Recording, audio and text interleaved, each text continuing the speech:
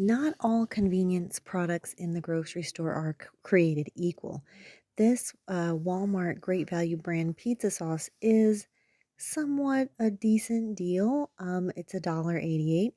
Now, I don't love that it uses soybean oil and not olive oil, but there's not a ton of added salt and sugar, as you could have seen from the labels, as there is in normal jarred pasta sauce. So you could totally use it. I'm not going to. I'm going to buy my own crushed tomatoes and make a sauce with olive oil. But here is my recipe for bread dough. Now, the reason that I was inspired to do this is that I saw a Boboli pre-made pizza crust. It was one crust. It was $4.24 in my local Walmart. And that is just not a good value. In fact, we can make a pizza that is so much better with all toppings and all products included costing less than that. Using a pre-made pizza dough or pre-made crust is really like cosplaying with cooking. So here's what we need. We're going to need bread flour. I do recommend that you use bread flour and not just plain white flour because it has more protein in it, which is going to give you a better kind of like more chewier and final crust, which is what you're used to like from pizza places. So spend a little bit more and get that bread flour. We're going to talk about exact prices in a minute. We need active dry yeast. Don't use the rapid rise, just use active dry. There's two kinds. And we also need salt and sugar. Now, instead of just salt, you could use, which I used, garlic salt. So it's bread flour, sugar, salt or garlic salt, and yeast. That's really all that we need. Now, as far as our tools, I need a large bowl. You really want to make sure that you're using a good enough size bowl because your yeast does, it does expand, it doubles, and it needs room for air. I need a 1 cup measuring cup. And as I may have mentioned to you in the past, my measuring cups come from the dollar store. There is no need to spend a lot of money at Sur La Table or Williams Sonoma for fancy measuring cups. I need a teaspoon, and I also need plastic wrap. If you didn't even have a plastic wrap, you could totally just use a clean kitchen cloth or tea cloth, but I'm using this. I like the Reynolds wrap as opposed to the Walmart brand just because it has that little slider and cutter, so it makes it convenient. But if I really wanted to save money, I just go with the Walmart brand. Let's get started. Okay, so unlike when we baked a cake before, measuring out flour for dough is not quite such a science. I'm still spooning it into the measuring cup as opposed to dunking the measuring cup in and just scooping it out. But you know what? Even if I did that, it wouldn't be the worst thing in the world. I may just have to like adjust my water content. But I do recommend that you spoon it in. But you don't have to be so precious with exact measurements of flour with dough, especially with the pizza dough, as you do with cakes and pastries and things like that. All right, and for this recipe, which is going to make I guess 11 or 12-inch pizza, depending on how thick you like your dough, we're going to need 1 1/2 cups of this flour.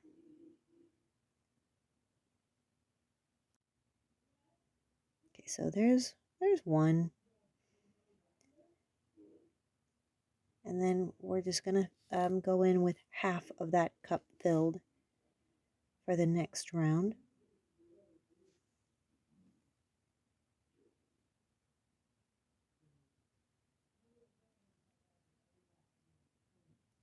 Okay, that looks like about half. That looks good.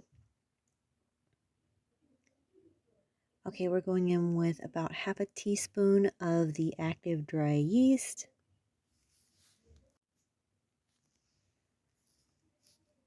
They say that there are 2 teaspoons of yeast. Actually, they say there's 2 1/4. I don't buy that. To me, it's closer to a little over 3. So, sorry, excuse me, a little over 2.5. I'm sorry.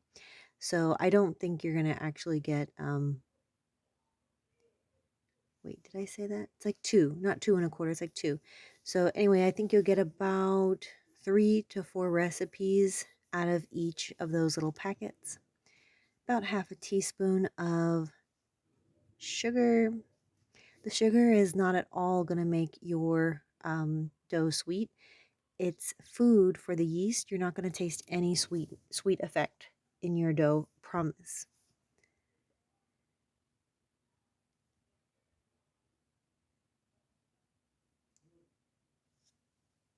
And then we need half a teaspoon of salt. And in this case, like I said, we use garlic salt. I used.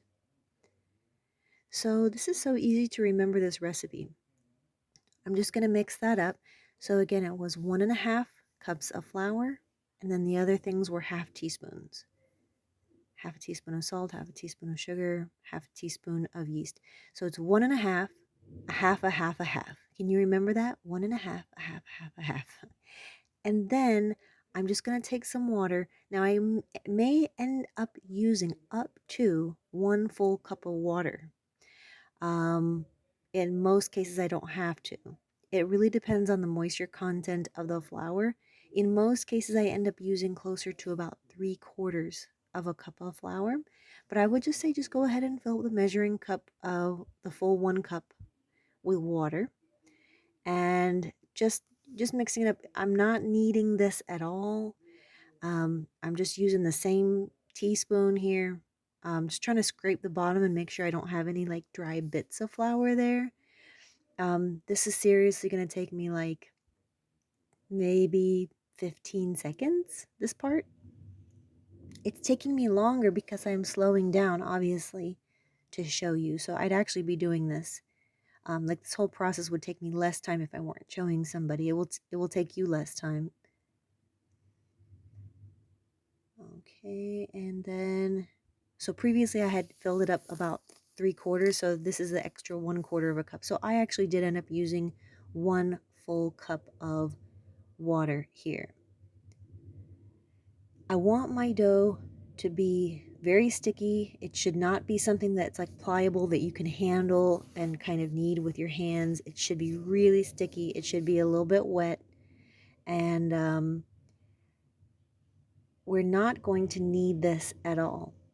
Uh, the gluten will develop faster if you knead it. But if you just cover it up, as we've just done now with our plastic wrap, then the gluten strands will kind of deal with themselves, because we're going to go ahead and give this almost 24 hours. So you can leave this anywhere on the counter. We're not going to even need to refrigerate it. Anywhere on the counter from 12 to 24 hours, it'll be just fine. Okay, so it's been about 20 hours at this point, and I've decided that I'm ready to make my pizza. I actually made 2 of those recipes that you saw there. So I've put down another piece of that plastic wrap on my counter to help keep it a little cleaner. And I'm going to sprinkle some more bread flour there. And as you see, I used my spatula and it really helped totally scrape all the dough out. Just dropped it onto the plastic wrap. Dusted again the top with a little bit of flour. I didn't even use my hands for this. I just used the back of the spatula and just gently started to kind of use the back of it to just spread out the dough.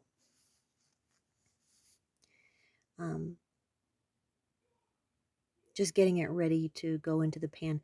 I like to cook my toppings before I put them on a pizza. Certainly, you want to cook any meats. You don't want to put like raw meats onto a pizza. That's my sauce. Maybe we'll talk about that another day. But I want you to feel free to use the jarred pizza sauce. These are my cheeses. I'll talk to you in a minute more about cheeses. I do like to use a mix of mozzarella and Munster. I find that mozzarella, whole milk mozzarella, mind you, it is going to give like a good texture and like that traditional stretch cheese that you're used to, and it melts really nicely. But Munster gives more flavor. So typically a mix of cheeses is good, I think. Now, the pan that I'm using here is a cast iron pan. It's the Walmart brand. I think it's an 11 inch. Um, their cast iron, it was $12.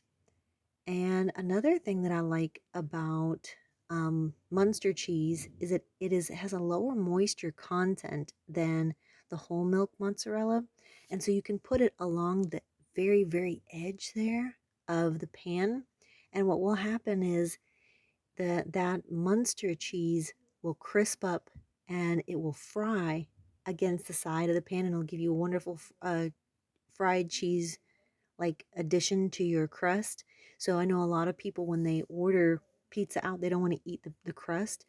This makes the crust some of the best part of the pizza. The technical name for that fried cheese on the crust is called frico in Italian. So why I like to cook my pizza toppings before I put them on is obviously, meats. You don't want to take a chance with meats, but even things like onions or peppers, those things do tend to have a lot of moisture content. Excess moisture is the enemy of a crispy crust, so I cook them first. Everything gets a chance to cool. Here's my pizza at 450 degrees in the oven for 22 minutes. You can see how the crust is just beautifully crispy and it got golden. Let's talk pricing here. So our pizza dough, based on a 5-pound bag having 18 cups of flour, one recipe that we needed, as we saw, it took 1.5 cups. So that means with a 5-pound bag, you can make 12 recipes. Now, I wanted to make sure that we had pricing for a few different kinds of flour. Now, I understand in your area things might be different, but I have to use something, so I'm using my area. In my Walmart, King Arthur flour is $5.88, and that would make 1.5 cups of flour to be 49 cents. White Lily flour would be 37 cents per recipe. Walmart bread flour clocking in at the lowest price at 33 cents per recipe. Now just think about that. This is just us buying as regular home shoppers from a regular grocery store. So think about that, when you order pizza from a restaurant, like a Papa John's kind of place or Domino's, Pizza Hut, a lot of them will charge more for like a deep dish crust. Think about these prices and how much they must get their flour for so much cheaper. And now for the yeast, unlike the King Arthur bread flour, which in my mind is just a superior brand, I have not yet found any brand of yeast that is so superior that I'm going to pay more for it. I certainly haven't found any company that I'm aware of that is more ethical. So I'm not going to go out of my way to spend more for yeast. I use the Walmart brand. That's 13 cents per recipe. The salt and sugar, as you can see, they are negligible, each coming in per recipe at less than a penny. Um, the same thing for salt and sugar, especially sugar. There is no sugar company that is anything close to ethical, so we need to buy sugar. Don't spend more for any kind of fancy sugars in my mind, unless it's a product that you want more. Now, as far as cheeses, the Walmart Great Value Whole Milk Mozzarella, you can buy 2 cups of the pre-shredded. Please make sure you're using the whole milk. It's going to melt better. It will taste better. Now, I don't use pre-shredded in certain applications like baking, like true baking, but in pizzas I have found that it does okay. It does the job. Papa John's, Pizza Hut, they all use pre-shredded. So as you can see, you saw like it'd be 98 cents. If you bought a block of the whole milk mozzarella, it would be 86 cents per recipe. Not really a huge savings, and you had to buy double the amount at one time. So feel free, if you're not sure if you want to do this again and again, and if you'd like the convenience of having pre-shredded cheese, feel free to just use the bag cheese. That is just fine. And then with the Walmart turkey pepperoni, because I don't eat beef or pork products, It's $2.98 for 5 ounces based on the typical amount that you'd use on a pepperoni pizza. Each recipe is going to come to $1.19. That's obviously our most expensive part of our pizza. That's how it would be for most pizzas. Your meat items are going to cost more. Now that jarred sauce is $1.88. If you had done it my way and you had purchased like the can of crushed tomatoes, yes, it will cost less. I'm not going to encourage you to do that. If you can just make your um, other things, you're going to save so much more money, so that's fine. $3.27 for a cheese and pepperoni pizza that we made at home. That does indeed cost less than the $4 and what did we say? $4.24 for the pre-made baboli crust, which isn't even going to come close to our crust at all. I know that might seem excessive that I did the maths on these things, but it bears thinking about. I really believe that a lot of these food manufacturers like Baboli, they want us to like feel that we are cooking when we're not actually cooking, and they take advantage of our lack of confidence in ourselves to do things in the kitchen. And it's very important that we as home cooks understand what is a true convenience product and what is not. What is actually adding value to our home and taking taking the effort off of our plates and giving us back more time. The pizza dough, as you saw, took me like 15 seconds to mix up. It was so fast. It was those four ingredients. That's something you can totally do. Whereas the pizza sauce, I can see much more added benefit there when we're factoring in cost, quality, and convenience. So just something to be aware of for you. I really would love to see you make your own pizza, your own pan pizza, cast iron skillet from Walmart, $12, one of the best investments that you can make in your kitchen. And I'll be showing you some other cast iron recipes coming up forward in the future, like probably be making some ribeye steaks. I'll show you how you know um, Gordon Ramsay doesn't use a cast iron to make his steaks, and that's because he has some of the best quality cookware. I actually watched him once make a ribeye in a pan that was $600, and that pan does such a phenomenal job of um, retaining and radiating heat that most home cooks' pans will not they can't do. Whereas a cast iron pan is something that's so affordable, and if you know how to use it right and maintain it correctly, then you can get the same wonderful searing effect on that ribeye, that porterhouse, that New York strip steak that Gordon Ramsay got with his $600 pan. I'll also be showing you some things like cornbread and other things that I make in the skillet. You definitely have more options when it comes to pizza.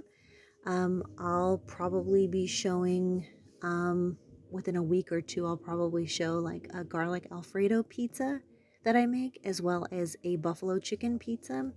And I do use sauces that were gifted to me by fast food restaurants. I just go in and ask for the sauces and they just give them to me. I really hope that every time, if you do for any reason eat fast food, get as many of the sauces as you can for when you make pizza. Any food that you like to eat at the fast food place, you can turn that into a pizza at home. So get those sauces. Um, and anything like packets of Parmesan. I was at Sam's Club the other day. I took 10 packets of Parmesan, although I didn't get any food. Take what you can get. Help bring your food costs down. All right, take care. Bye.